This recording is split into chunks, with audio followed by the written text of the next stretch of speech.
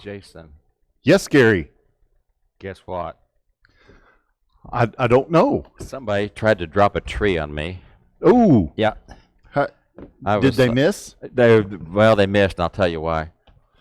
I was working on a latch, on a gate, on a fence, and someone tried to drop a tree on me. As I recall, that someone gave you ample warning that it was about to happen. Well, the only warning I got was this one's for Jason. But it's wait a minute. No, I didn't. Okay. Later, I gave ample warning and let you move. I don't know what happened before that. It is a little known fact that nobody has ever been killed by a falling tree while working on a gate latch. You can look it up. You can Google it if you want to, Okay. but it never has happened. So that's why it didn't work. It was a failed attempt to get me, but I skated right on in, just slid right on. I survived. What's that? Yeah, be the first one to go out. Well, it was a big limb coming down. Well, Gary, I'm glad they didn't get you. I'm glad they didn't. Because I didn't want to have to cover chapter 11. Had to do. So we talking about skating on in there. We almost made it last week to the last verse, and somebody said, "Hey, your last verse says they told me, and my last verse says he told me. What's the deal here?" Yeah. And you quite graciously replied, "I don't know. Gary will look that up." Gary will research that for us. Gary will do a word study. So in verse 11 of chapter 10, where some translations say they told me and he told me, it's a textus receptus thing. So that pretty much answers it, doesn't it? You know, the received text. Yeah, that's the problem. Okay. So Houston. Huh? Textus receptus. The textus receptus is what about it? Is it in Dallas? No. The textus receptus, I'll tell you in just a minute, is, I'll go ahead and tell you right now. Up through many centuries, all the translation that they had to use was Latin. Mm-hmm. A guy named Jerome did the Vulgate, and I'm not related to him, but he did live down the street. He was never home when I was there, but he lived part of the time in Aquileia, which was just down a few miles from where we lived in Italy. But as I say, he was never home when I was there. Well, you just missed him. I just barely missed him. You're talking the 3rd century? 3rd century or 4th century. And a guy named Erasmus decided to work on that, and he also incidentally came up with the Greek translation of the Bible, and that became known as the Textus Receptus. And that's what some translations are based on, is that Textus Receptus, the received text. There have been many, many, many, many more manuscripts discovered since then, and a lot better improvements in understanding texts. And the more widely accepted text is called the majority text because it takes into consideration a whole lot of different texts. But the Greek word for I say that the Greek verbs are identified by their first person singular I. So lego, it looks like a W, but it's an O. Yes. It's a lowercase o, and the rest of it looks like Greek. And so lego is I say, and then the ending goes along with the person, the second person, like you, leges, leg a for he or she says, legomen, legusi, and legete, and legusi. And in the majority text, it's that they say, and that's what that M stands for, the majority text. In the Textus Receptus, in a few manuscripts, it says lege. And so most texts say that they say, but the Textus Receptus says he said, or he told me. And so that's the difference. That's why if someone was looking at a King James, it would say he. If someone is looking at New American Standard or Revised Standard or one of those, it would say they say, except the NIV and the ESV fudge. Oh. And they wimp out and say, I was told. Well, that's not even what it says, though. That's not what it says. And that wouldn't matter except for a basic rule of hermeneutics. And hermeneutics is how we study the Bible. Mm-hmm. And one of the first rules of hermeneutics is know who's speaking and who they're speaking to. And that eliminates knowing who's speaking. If you go from they say or he says to I was told, you've eliminated the understanding there. So we're going to go with majority text and say that they say is probably closest to the original. So who's the they? That's what you answered last time. Okay. You answered that last time. I didn't know you were going to be conjugating right here in front of everybody. Yeah, but you have to do that to get to where they say he says and all that stuff. That's the only one thing I remember from Greek is that conjugation of that particular verb. Mm-hmm. So it came in handy one time in my life. You never know what come in handy in your life. I'll hang on to that one. You hang on to it. I had this wrong last week, but it's right this week. It's right this week. So I just reused it. And the readings for next week in our look at the book are the pre-exilic prophets, the first 6 minor prophets. Mm-hmm. And those are the readings from next time. And in your readings this week, speaking of your readings, there may be a little bit of confusion because you may find someone named Jehoash, king of Judah, who all of a sudden is identified as Joash, king of Judah, and you think it's 2 different people, but it's not. To add to the confusion, at the same overlapping, there is a king of Israel, the northern tribes, named Jehoash. And so you have a King Joash or Jehoash of Judah at the same time, some of the time, that there is a Jehoash of Israel. And so if you're in about chapters 12 or 13 in there, you're going to be really confused. So don't be confused. It'll be okay. It'll be all right. Revelation. The V that looks like a B. I guess we'll start with chapter 11. And we'll start with the first 2 verses. And there was given me a measuring rod like a staff, and someone said, Rise and measure the temple of God, and the altar, and those who worship in it. And leave out the court which is outside the temple, and do not measure it, for it has been given to the nations, and they will tread underfoot the holy city for 42 months. Now, we were in a pause, and that pause continues here in this chapter. And someone's given a measuring rod like a staff and told to measure the temple, the altar, and those who worship. You'll probably remember that back in Ezekiel, beginning about chapter 40, there was some extensive measuring for a few chapters there. And in the Bible, measuring is done for at least 2 reasons. One is to see if someone is obeying God. We've mentioned you can tell whether Noah obeyed God by just taking a tape measure and measure the ark. And if he didn't obey God, the measurements aren't going to match up. Mm-hmm. Another reason for measuring in the Bible is to protect, to set aside people. I'll draw a boundary around somebody. I'll measure around them. Now, the one in Ezekiel was that first one probably, to see whether they've obeyed God, because when you get down to chapter 43, verse 10, Ezekiel is told, As for you, son of man, describe the temple to the house of Israel, that they may be ashamed of their iniquities, and let them measure the plan. And so that measurement was to see whether or not they were obeying God, and they weren't. In Zechariah, though, we see that other kind of measuring, I think. And it says, Then I lifted up my eyes and looked, and behold, there was a man with a measuring line in his hand. So I said, Where are you going? And he said to me, To measure Jerusalem, to see how wide it is and how long it is. And behold, the angel who was speaking with me was going out, and another angel was coming out to meet him, and said to him, Run, speak to that young man, saying, Jerusalem will be inhabited without walls, because of the multitude of men and cattle within it. For I, declares the Lord, will be a wall of fire around her, and I will be the glory in her midst. And there that measurement sounds to be more like to set aside a place for God. That is God's place. And so they measure the temple, and they measure the altar, and they measure the people who worship. It excludes the people who are out in the court. Close is not good enough. Just being nearby is not going to be good enough. You're either in or you're out. You're not just somewhere in the neighborhood. And so when it comes to following God, we need to make a decision. Are we in or out? Because almost is just not almost but lost, I think the song says, doesn't it? Right. And so they would leave out the court, and they were to tread it for 42 months. Now, we're going to have to do some math here, and I have a friend who is a math teacher, and I need to call him. I turned off my phone. Okay, we'll pretend then. Okay. Hello, Jason. Hello, Gary. We have a math question for you. What can I help you with? How many months are there in a year? 12.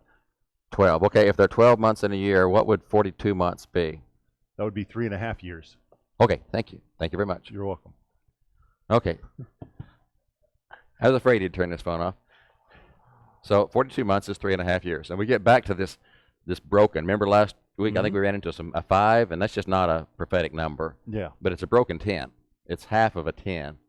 And so 42 months is 3.5 years. So this is a limited time. It's not 7 years. It is 3.5 years. Verses 3 through 6. And I will grant authority to my 2 witnesses, and they will prophesy for 1,260 days, clothed in sackcloth. These are the 2 olive trees and the 2 lampstands that stand before the Lord of the earth. And if anyone desires to harm them, fire proceeds out of their mouth and devours their enemies. And if anyone would desire to harm them in this manner, he must be killed.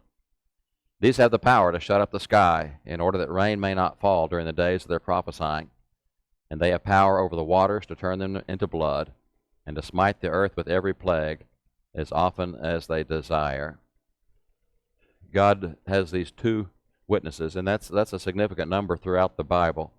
In the old law, they couldn't confirm anything except by 2 witnesses. And Jesus quotes that in Matthew chapter 18 and verse 16 and talks about the old law and the requirement for 2 witnesses.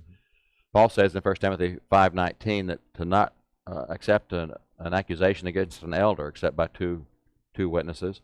When John sent someone out to see who Jesus was, he sent out 2 disciples to bring back the report. And Jesus sent his disciples out in pairs. He sent his apostles in pairs in Mark 6 and the 70 in Mark 10. And Jesus says in John 5, if I alone bear witness of myself, my testimony is not true. There is another who bears witness of me, and I know that the testimony which he bears of me is true. So Jesus backs up this idea that the testimony of 2 witnesses is true.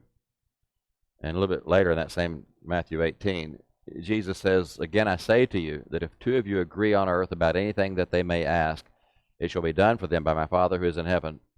For where 2 or 3 have gathered together in my name, there I am in their midst. And so the 2 witnesses is significant to verify something. And so these are God's 2 witnesses on earth. And they're going to be for 1,260 days. Now, the Jewish calendar had 30 days in a month. And at the end of the year, they just threw in some other days to catch up.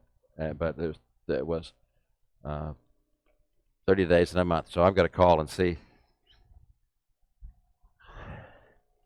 Hey, Jason. Yes, Gary. Okay, if a month has 30 days and there are 1,260 days, how many years is that?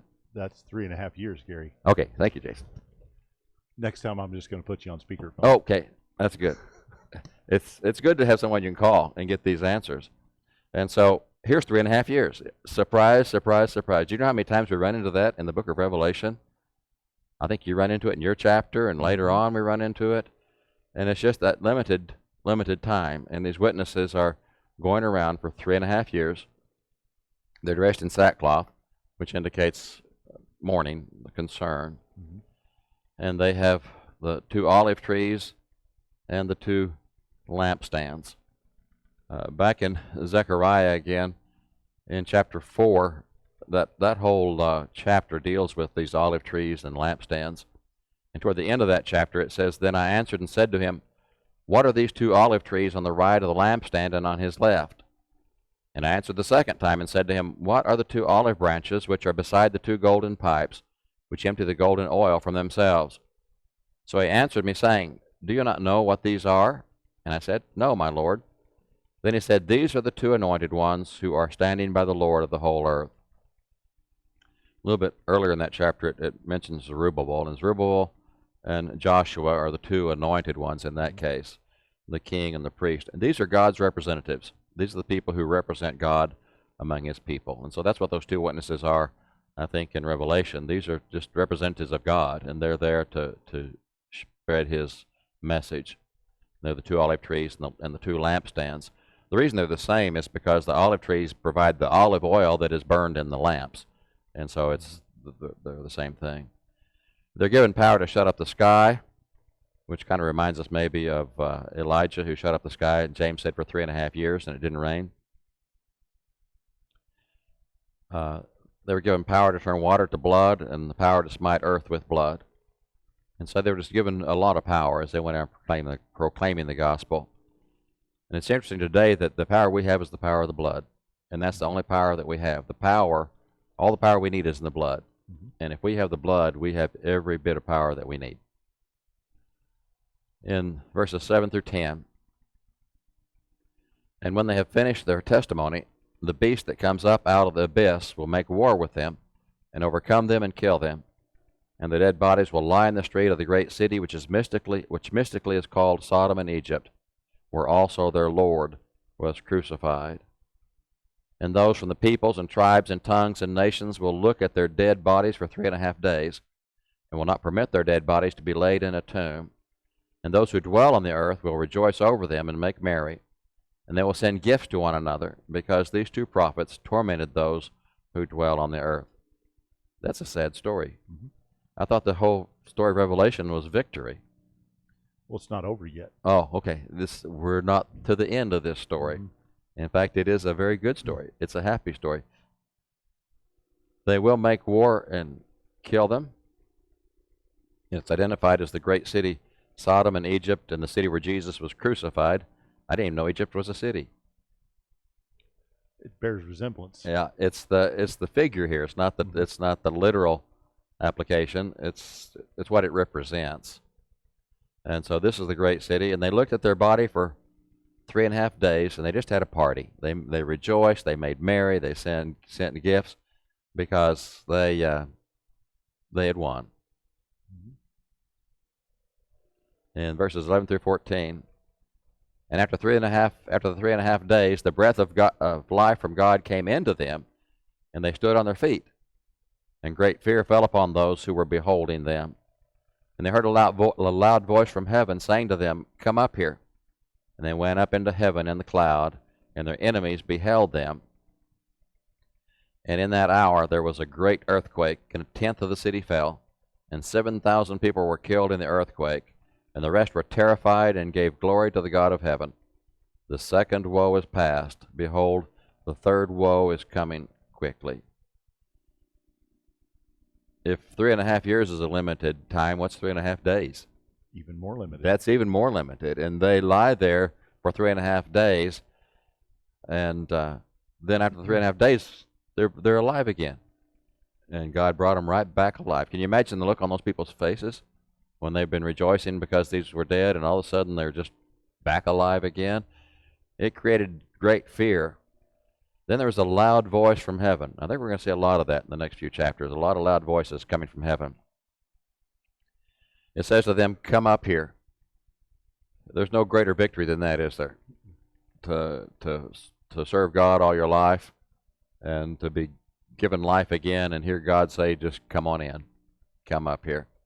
They went up into heaven in the cloud.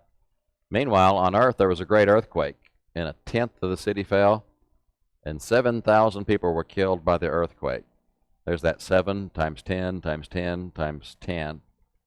And those who weren't killed were terrified, and they gave glory to God. And so the second woe is past. And how many woes were there? It'd be 3. 3 woes. The chapter ends in verses 15 through 17.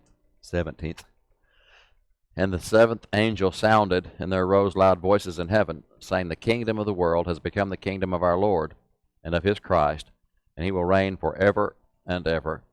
And the 24 elders who sat on their thrones before God fell on their faces and worshipped God, saying, "We give thee thanks, O Lord God, the Almighty, who art and who wast, because thou hast taken thy great power and hast begun to reign." The 7th angel sounds, and the pause is over. And we've had this pause, but it's over now. And these loud voices shout out from heaven. The kingdom of the world has become the kingdom of the Lord. In this case, the Lord is God, and of his Christ. And he will reign forever and ever. And it's just a repeat of scenes we've seen in the book of Revelation. The 24 elders fall on their faces, and they worship God. They call him the Almighty, who is and who was. He has taken great power and has begun to reign. Which gets us up to about chapter 12. Yes. The one of the guys I was reading Monday evening said verse 15 may be the pivotal verse of the book of chapter 11 there. The kingdom of the world has become the kingdom of our Lord and of his Christ. Because when you think about what the whole purpose of the book is, to declare victory to those who are being persecuted, who are struggling, to declare that God is sovereign, that he is in control, that all of this is according to God's plan, that's where victory is truly declared right there, that the earth has become the kingdom of God. And that's absolutely true. We mentioned back, I think in chapter 1, that the kingdom has come, that he has made us to be a kingdom. And this continues with that idea that he is the one who reigns. In their case, Rome thought they were reigning, but they were mistaken because he was the one who was reigning. And throughout history, everybody who thought that they were in charge, they were not in charge. And I think that's a good point, that is a pivotal verse. Yeah. All right, so chapter 12, some interesting stuff. You got a really good chapter. 12. I have to say, you got a good chapter There's there. some interesting. Do you have any pictures of this one for us? You know, works, because there's got to be some. I should have found a Dürer picture. Yeah. I'll put it in next week. Okay, because there's got to be some interesting illustrations. And I'm pretty sure he does have a picture of this. Actually, he does have an illustration of this. So, chapter 12, verses 1 and 2. And a great sign appeared in heaven, a woman clothed with the sun and the moon under her feet, and on her head a crown of 12 stars. And she was with child, and she cried out, being in labor and in pain to give birth. So this chapter 12, there's a couple of signs that take place. So a sign is a word that John uses a lot in his gospel. He uses the 7 signs that he uses as evidence of Jesus' divinity. Of Jesus as Messiah in the book of Revelation, there's signs. So it's a word that John likes. It's a word that he uses a lot. And here it is. It's it's something spectacular, something big. It's something momentous. It's something that is out of the ordinary, that you don't just see happen every day. And so that's what a sign is. And a great sign appeared in heaven. This would be in the sky. We talk about the different heavens that are mentioned. This is not in the throne room where we were in chapter 4 and other places. This is a sign appearing in the sky.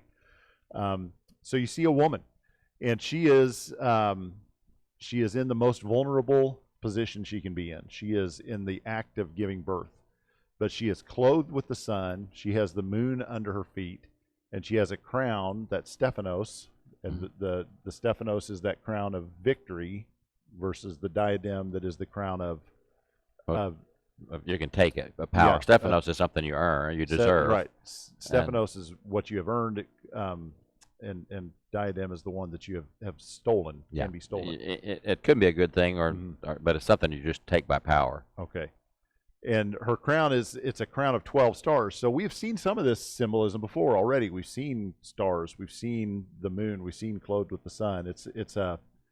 It's a reflection of God's glory. We've seen that with the mighty angel a couple chapters ago that had those divine symbols that sometimes we associate with God. When we see God, those things are noticed, those things are mentioned, but they're also mentioned with people or beings that are associated closely with God because they reflect his glory. And that's the case that we have here. She is reflecting the glory of God. She is in the position she's in because it is ordained by God, because it's her calling by God to be there in this moment. And so she's there because God has ordained it. And she is in that act of giving birth. There's just nothing more vulnerable that could put her in this position. She is completely defenseless in this moment of giving birth. And so the story goes on, verses 3 through 6. And another sign appeared in heaven. And behold, a great red dragon, having 7 heads and 10 horns, and on his heads were 7 diadems. And his tail swept away a third of the stars of heaven, and threw them to the earth. And the dragon stood before the woman who was about to give birth, so that when she gave birth, he might devour her child. And she gave birth to a son, a male child, who is to rule all the nations with a rod of iron. And her child was caught up to God and to his throne. And the woman fled into the wilderness, where she had a place prepared by God, so that there she might be nourished for 1,260 days. So now we've seen the first sign. The first sign was the woman who is giving birth, and the appearance of this woman obviously associates her with God, that she is ordained by God to be where she is, doing what she's doing.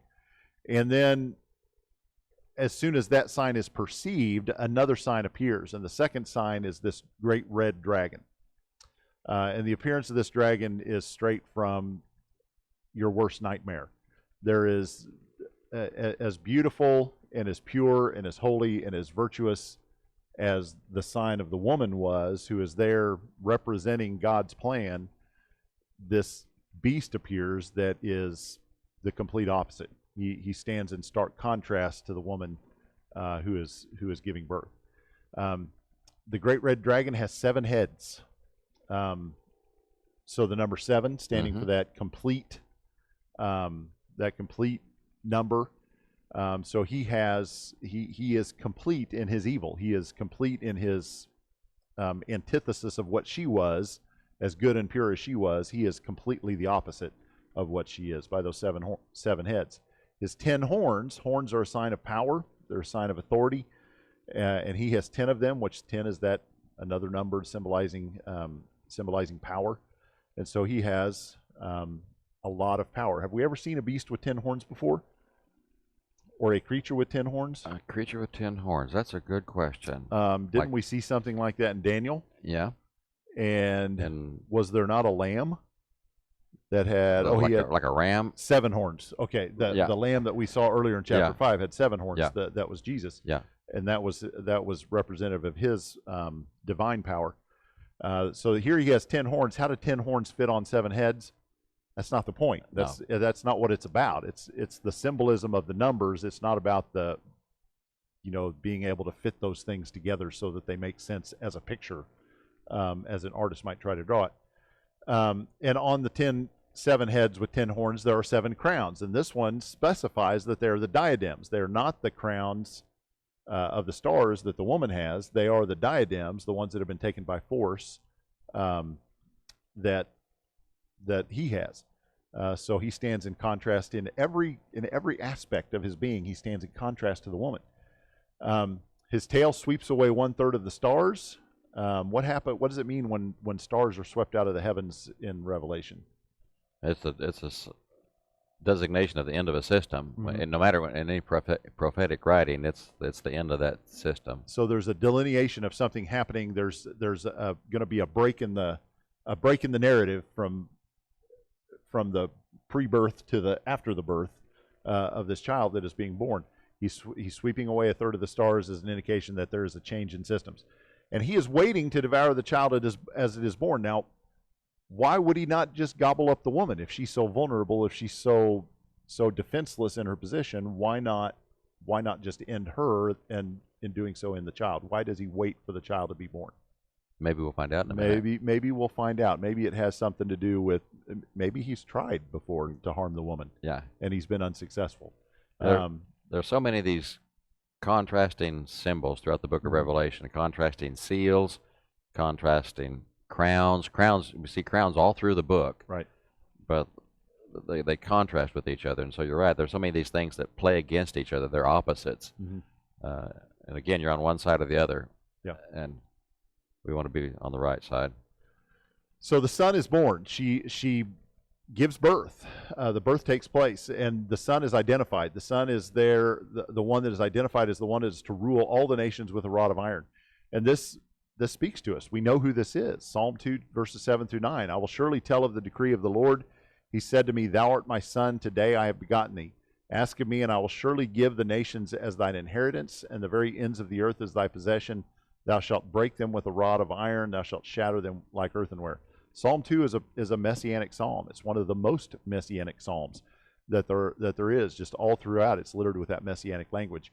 And Jesus is identified as that one who was the one who would rule all the nations with a rod of iron. Later in Revelation 19, little foreshadowing here, I think, even in what we're seeing in this verse, when we get to this moment later, it reminds us of what we've seen here in this verse. So later when Jesus appears in victory, from his mouth comes a sharp sword, so that with it he may smite the nations, and he will rule them with a rod of iron, and he treads the winepress of the fierce wrath of God the Almighty. So Jesus is the child that is born. I mean, that's who it is. And as soon as he's born, the great red dragon there is waiting to devour him, to eat him, to gobble him up. But as soon as he is born, he's called up to heaven.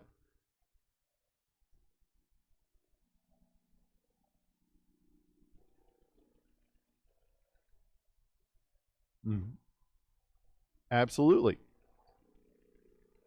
Has the great red dragon ever tried to harm, ever tried to undo the plans of God before? Yes. This is you're exactly right.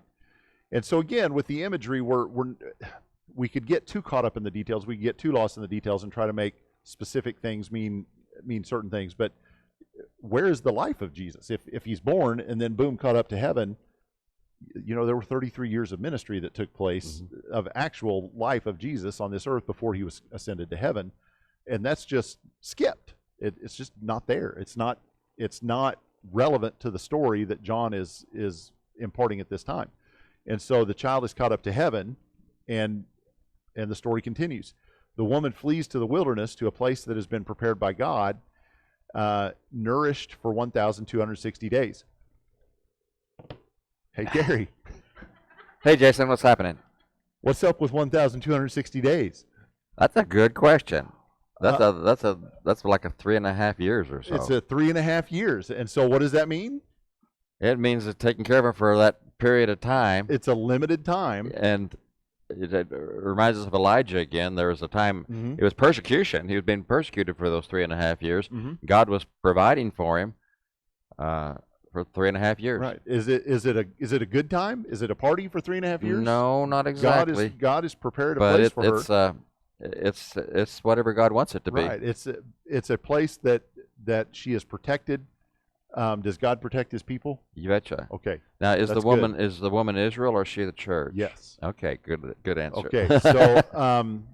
So there are, as with many of the symbols in Revelation, symbols morph throughout their usage in the even within the context of one single part of the vision. It can start out clearly identified as one thing, and then by the end of the vision, it's kind of morphed into clearly a vision of something else. And so Jesus, the church did not give birth to Jesus. So the woman giving birth can't be the church. Mm-mm.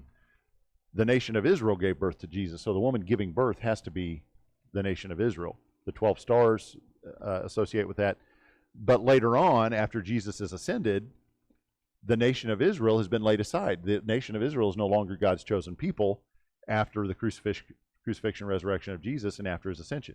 Now, church is spiritual Israel. They are the ones who are God's chosen people. And so as we proceed with the vision, where the woman still represents God's people, we no longer see her representing the nation of Israel, but rather spiritual Israel, which is the church. Mm-hmm.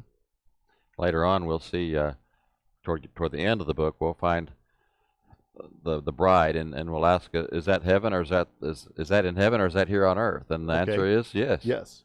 Yeah. It's the same situation. It's representative of God's people at all times. Right. We're limited by physical constraints, and God's not limited by those physical constraints. And so he doesn't see things the same way we do. Right. So the story continues. Revelation 12:9. We leave the woman in the wilderness. She's being nourished and cared for by God for a limited amount of time, and the story continues. And there was a war in heaven. Michael and his angels waging war with the dragon. The dragon and his angels waged war, and they were not strong enough, and there was no longer a place found for them in heaven. The great dragon was thrown down, the serpent of old, who is called the devil and Satan, who deceives the whole world. He was thrown down to the earth, and his angels were thrown down with him. A war in heaven. Now, again, remember, the sign starts with a vision or a sign in heaven. Vision starts with a sign in heaven, and then another sign in heaven. That's in the sky. That's taking place up just where it's visible, like you'd see it on a movie screen, and because the tail of the dragon sweeps the stars out of the sky. Now it's a war in heaven. This is heaven. This is a spiritual realm.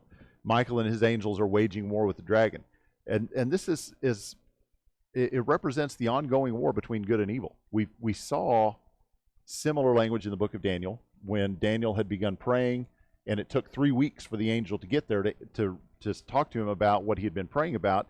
But he said, I was dispatched as soon as you started praying, but I got sidetracked because I was in a battle.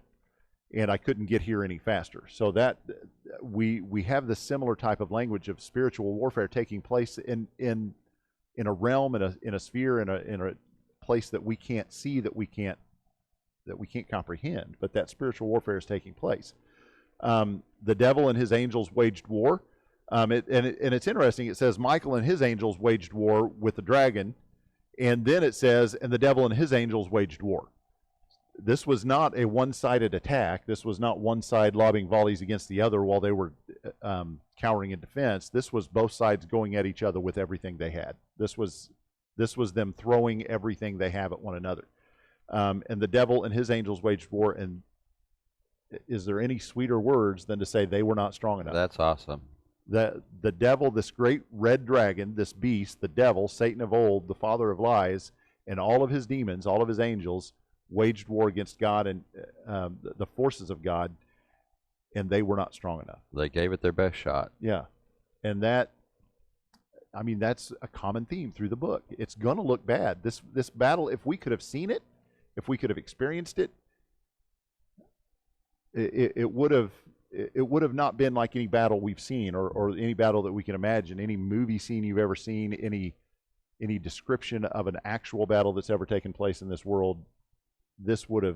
I'm convinced this would have put it to shame. This would have, all other battles would have paled in comparison. It's going to look bad. There are going to be times when it feels like the devil and his angels are gaining footholds. They're succeeding, but in the end, we know the outcome. And that was true in Daniel. There was a struggle going on. That's why he was delayed. Right. But the outcome's always the same. Yeah. And there was no place for Satan in heaven. Satan and his angels are cast down. And this is the message of this whole section. Our battle, the battle that we wage right now against Satan, the battle that we wage against him when he tempts us, when he is torturing us, when he is harming us, when he's trying to tell us that we can't do it, we need to understand that he's already defeated. The battle that we wage is against a defeated enemy. And that's the good news of Revelation. We saw last week that he was cast down. Apollyon's cast down. And we see that message from when Jesus set out the 70 over and over again, that Satan lost his power to even stand before God and accuse us when Jesus gave his blood for us. Okay. Next section, Revelation 12, verses 10 to 12, says, And I heard a loud voice in heaven saying, Now the salvation and the power and the kingdom of our God and the authority of his Christ have come. For the accuser of our brethren has been thrown down, who accuses them before our God day and night. And they overcame him because of the blood of the Lamb and because of the word of their testimony, and they did not love their life even to death. For this reason rejoice, O heavens, and you who dwell in them. Woe to the earth and the sea, because the devil has come down to you, having great wrath, knowing that he has only a short time. So again, a loud voice in heaven. You said we'll be seeing more of that. More of those. Yeah. That happens. That's the decree, the declaration, the pronouncement. You know, when God speaks, things happen. When God speaks, the very first verse of Genesis, when God speaks, things happen. And so here we have a declaration, a loud voice declaring something, and it's going to make things happen. Salvation, power, kingdom, authority. Those four things are announced on behalf of Christ. He possesses those things.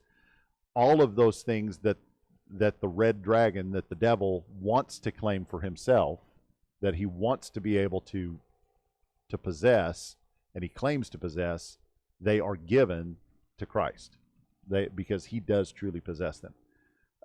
The accuser is thrown down. So if all of those things are taken away from the beast, from the red dragon, the power, the salvation, the kingdom, the authority, if all those things are taken away from him and he's cast down, what does he have left? Lies. He has accusations. He doesn't have anything of value left. And so it's all been stripped of him. They have overcome. Those who overcome have done so by the blood of the Lamb. And we saw the Lamb introduced in chapter 5 when he was the Lamb that was slain, and he was the one that was worthy to open the seals. And they have overcome by the blood of the Lamb. And they have overcome by the word of their testimony. They were faithful in life, and they did not love life. They were faithful in death. And so that faithfulness permeates every aspect of their being, from the way they lived to the way they died. And that is part of their overcoming. With that overcoming, there is rejoicing in heaven. And we see that time and again through the book of Revelation as well. When God is victorious, when his plan succeeds, when he pronounces something and it takes place, there is always rejoicing, as there should be. And so as God's plan is brought to fruition here, there is rejoicing in heaven. God's people are protected by the plan of God. And those that are outside of God's plan, those that are not part of that blood, those that are not part of the kingdom, are left with this woe to the earth. The impenitent are vulnerable. They are not protected. And in this case, the devil's days are numbered. He has been given a short time to be able to accomplish his work. Have we seen anything about a short time so far tonight? Yeah, we've seen lots of short times, and his time is short. It's always short. His time is always truncated. It's always short. He's never given the time he wants. He's never given 7 years. Yeah, he's never given a complete amount of time. Yeah. Verses 13 through 17, I think, round out the chapter for us. It says, when the dragon saw that he was thrown down to the earth, he persecuted the woman who gave birth to the male child.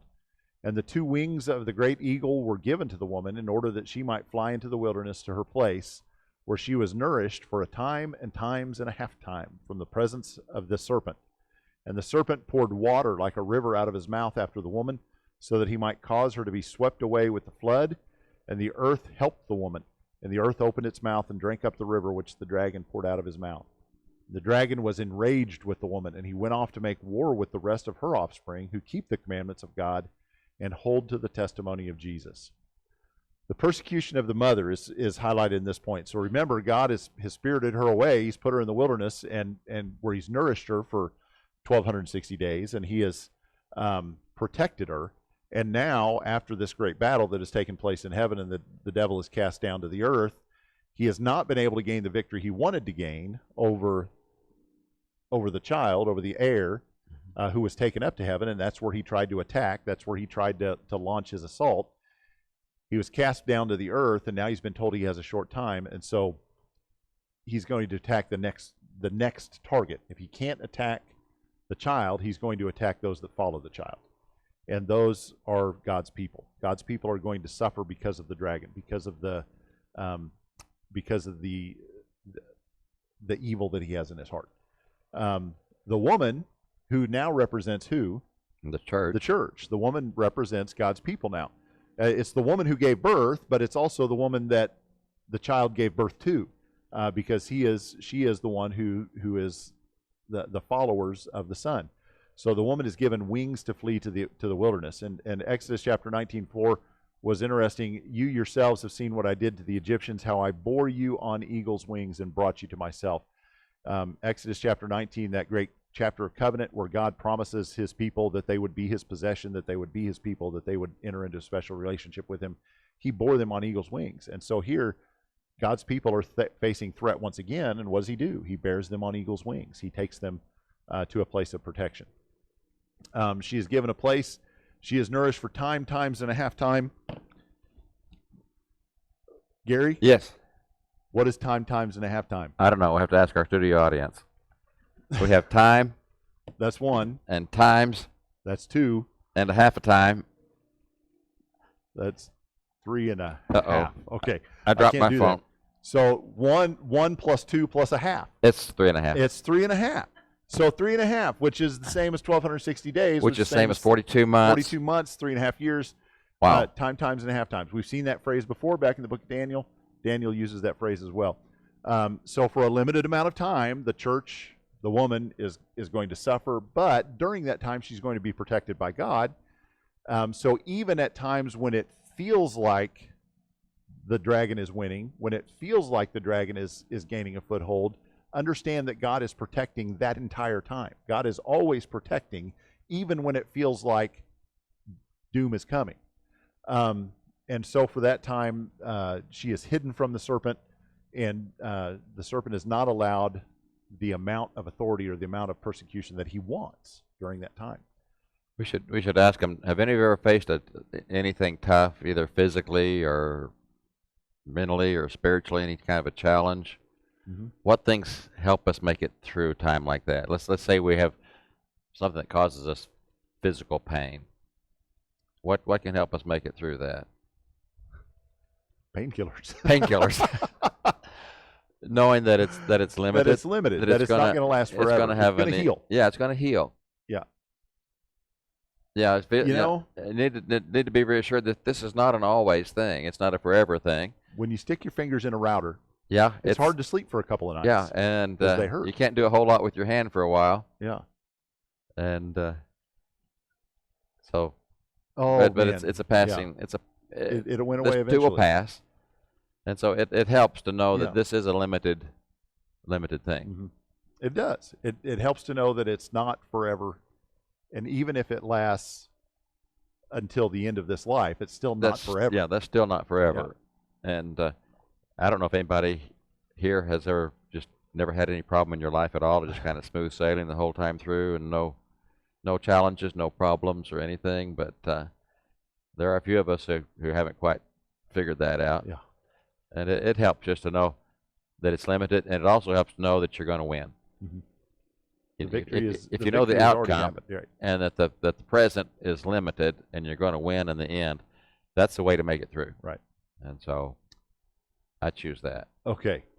And so the serpent, even the serpent still seeks to harm, even knowing his time is limited, even knowing that the woman is under the protection of God, even seeing that she's been spirited away on eagle's wings. All of this, Satan still lashes out, still tries to harm, and it talks about the water like a river from his mouth. Satan is the father of what? Lies. And so if we have Satan as already being identified as the accuser who has been cast down to the earth, and now we have water that is streaming out of his mouth like a flood that is trying to overtake the woman, this just reminds us of his tactic, of what he does. He accuses, he lies, he spreads misinformation, he spreads false information, and he tries to convince those that he is persecuting that his persecution is final, that he has the upper hand, that he is the victor, that he is the winner. And everything about what he says is false. And so the water is absorbed by the earth. God has systems in place that will protect the woman, because he has promised to protect her. And so that the earth is absorbing that water. The lies don't stick. They don't work.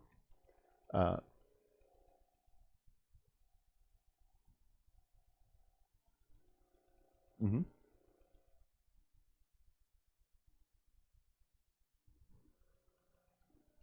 Even if they don't know it. Yeah. You're right. Mm-hmm. Yeah, and both of them do work through people. God works through people. Satan works through people. Right. And they allow themselves to be used by one or the other. And so here the chapter ends with the dragon. Picture the progression of the story of the dragon through the story. He starts out in heaven. He's poised. He's waiting to eat the child that's about to be born. He thinks he's about to win. He really does. And so as the child is born and he's about ready to pounce, the child is taken up to heaven. That makes him mad. So mad that he launches a war against heaven itself. That war does not work. He gets cast down to the earth. Now he's ready to persecute the woman once again, but she's taken away from him. She's spirited away. So he attacks her. He does everything he can to harm her, but he can't. And so he's thwarted again. And now the enraged dragon makes war against the woman's other children. So, I mean, there's a progression of battles that are being fought here, of persecution that's being launched by the dragon. And so who is it that the woman is the woman's other children? If Christ was her child, who are her other children? The followers of Christ. They are those who keep the commandments of Jesus. That's the church. Mm-hmm. And so he is going to launch the force of his assault against the church. That's who he's going after. Sure. And we've mentioned before the image that when Satan convinced the Jews to lie and have Jesus arrested and have the Romans kill Jesus, and as the nails were being driven into Jesus, Satan thought he had won, mm-hmm. because he killed Jesus. He devoured the Son. He killed him. Little did he know that he was just carrying out God's plan. Right. And when Jesus walked out of that tomb, can you imagine the disappointment, how mad he was? He thought he had won. He killed him. No, he didn't. He just implemented God's plan to use the blood of Jesus to provide salvation for everybody who it made it available, at least everybody who had ever lived. Right. And that had to make him mad. It has to be, from Satan's perspective, his most powerful weapon was death. Yeah. I mean, that's really the only weapon. The sting of what is it? Paul says the sting of sin is death. Yeah. And when Christ took away that one weapon that he had, that would be bad. His lie really became a lie then, because all he had was a lie. He only had a lie from the beginning, and now it's been proven to be a lie. Yeah. By the truth of Jesus. So so this dragon is he's a bad dude, but he's going to lose. He already has lost. Yeah. And so how bad can he be if he's already lost? Not very good. He wants to take as many with him, and I think that's been true from the beginning. That he wanted to take as many as he could.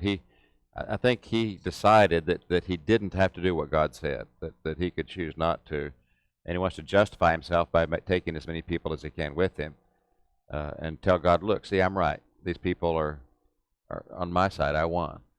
But God provided the blood of Jesus to make the difference. If we had to earn our own salvation, Satan would be right. He did win. Yeah. He would have won. If we had to earn our salvation, Satan would have been right in accusing us before God, as he tried to do with Job, and say, look, these people are sinners, and God would have said, yep, they are sinners. But now he says, but I don't see it, because they were washed in the blood of my Son. Your timing was perfect. Oh, well, thank you. Excellent timing. We did better this week. We improved. Who are the two witnesses? They are God's representatives. They are God's people that are sharing his message here on earth. What were they able to do? Whatever they wanted. Whatever they wanted. They could shut up the rain, kind of like Elijah did. They could turn rivers into blood. They had a lot of power. But what happened when they finished their testimony? They died. Oh, they were dead. And how do the nations react when they died? Had a party. They had a party. Now, why does the world have a party when there's nobody around to point out what they're doing is wrong? They think they can do whatever they want to, and they just don't like anybody pointing out that there is right or wrong, and they don't want people pointing out that what they're doing is wrong. And so they're happy when these two witnesses are dead. Then what happens when the seventh trumpet sounds? Then things get ugly with the 7,000 deaths and all those things that happen. Earthquake. What signs does John see? What's the first sign he sees in heaven? He sees the woman giving birth. He sees an ugly dragon, Great red dragon. the great red dragon. He sees the war taking place in heaven, in a different heaven. So who is the woman? Is she Israel? Is she the church? Is she God's people? Is she spiritual Israel? All of the above? This is one of those A, B, C, D, all of the above. all of the above. Who's the dragon? Now that's a tough one. Is there any question about that? I think Satan's is the obvious winner of that one. And how is he overcome? By the blood of the Lamb. By the blood of the Lamb. You know, we've seen kind of a single message through this whole book, is that there's going to be persecution, and we're going to win. And we just need to make the right choice. Mm-hmm. Thank you very much.